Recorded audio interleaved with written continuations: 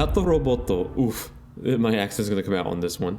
Gato Roboto is an adorable and awesome new Metroidvania game that puts you in control of an adorable little kitty inside various mech suits.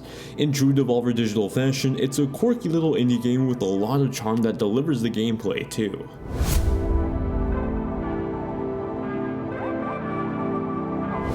Cruising through the depths of space, Commander Gary is checking through his usual flight path when suddenly he comes across a signal coming from a nearby planet. Oddly enough, this planet is home to an old research facility that hasn't been in service in years. Wanting to see what the anomaly was, Gary travels to the foreign planet only to crash and get stuck on his ship. Luckily, his adorable pet kitty named Kiki is there to save the day. That's who you play as too, this tiny pet cat that jumps into a mech suit and then takes it upon themselves to save the day. The premise of an adorable little cat like this maneuvering a deadly mech suit shooting up alien creatures is admittedly one of the cutest and humorous stories I've played this year. Elements of the story are sprinkled throughout the campaign in the form of conversations and logs that hint away at what occurred on the planet. It's fascinating, though at times very predictable, to unravel what happened here. Although the humorous tones these moments take on is always a joy to see. The Heat Dispenser brothers, for example, definitely had me chuckling.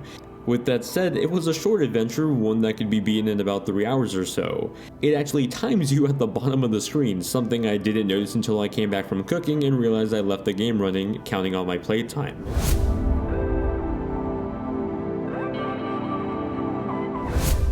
Kiki may be a cute cat, but this kitty has some claws. Usually one wouldn't send an adorable kitten to go destroy aliens and rescue a space captain, but then again, most kittens can't maneuver mech suits, drive submarines, and so on. That's what makes Kiki special and what makes this Metroidvania adventure game. Exploring the depths of this world's labyrinths, you'll come across all sorts of enemies and platforming areas locked away by different abilities.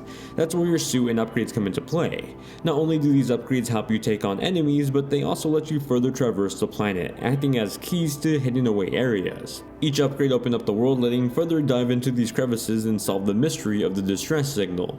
Now, I wouldn't want to go over every power just because with this game being so short, it can easily spoil everything. What I can say is that each power was fun to use and only further improved your mobility. Early on fights with bosses felt like old school Mega Man fights, just trying to dodge the bullet storms and landing my quick shots when I could. That branches out as you upgrade your mech suit to incorporate faster movement. Some sections like the lava sections will even force you to stay in your suit, keeping Kitty away from dangerous temperatures. Your mech suit isn't the only thing at your disposal though. At almost any point you can jump out of your suit and scurry around the planet just being a cat.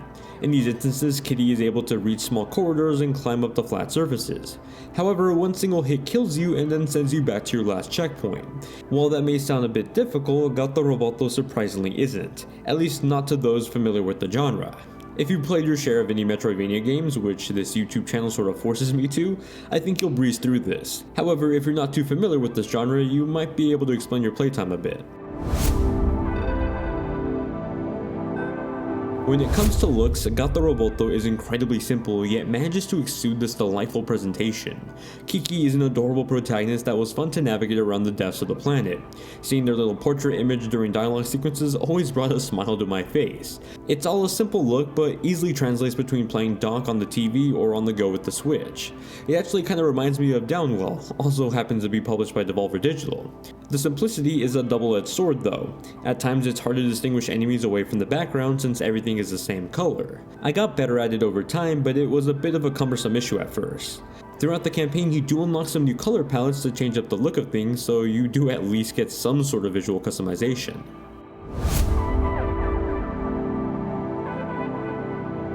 I describe Gato Roboto's soundtrack as atmospheric, pushing tones of mystery and curiosity throughout the campaign. You're a small kid exploring an alien planet, and rightfully so, it feels like you're this creature that's alone and open to any danger in every corner. In terms of nailing the feeling of an old lost Metroid game, it does so beautifully. It even encapsulates some other features of space games from the past. For example, the dialogue sequences mimic a similar style to Star Fox on the Super Nintendo. It helps fuel its retro vibes and I'm all for it.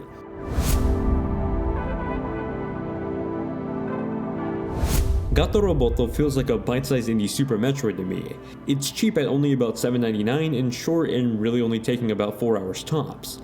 Even then, I can't help but fall in love with this game's charm and adorableness. It doesn't necessarily do anything better than other Metroidvania games, but it stands out for being a great bite-sized adventure that can easily stand toe-to-toe with other stellar indies in the genre. If you're looking for something new to be on a flight, on a commute, or just at home over the weekend, you can't go wrong with Gato Roboto.